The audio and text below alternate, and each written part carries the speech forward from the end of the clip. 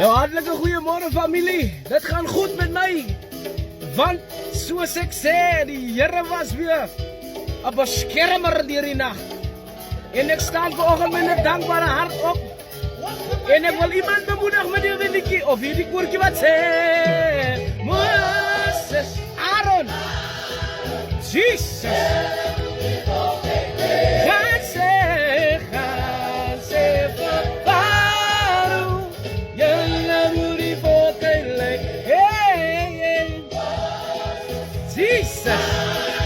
Kijk, zij moet het volgen.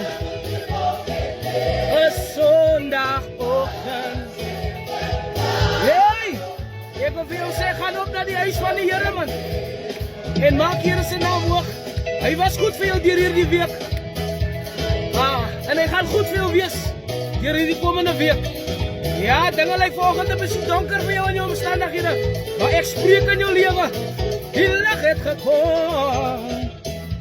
Jesus, halleluja. Hey, maar ik zeg altijd jongens, lekker om die Here te dienen, jong. Iemand zal niet verstaan, nie, man. Hij moet aan die Here wees om het te verstaan.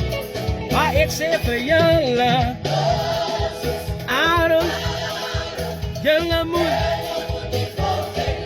God say for fire. Jullie moet, kijk hier. Jesus, zoals die God. Yeah. Jesus, ik wil het lekker krijgen, maar ik wil niks zeggen, man.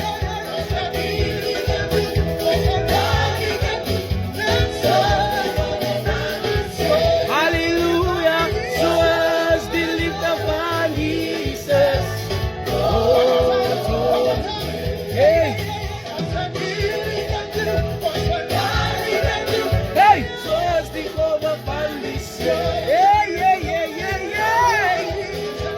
Jesus, kijk jullie moet een prachtige dag hebben en dien de Here met blijdschap.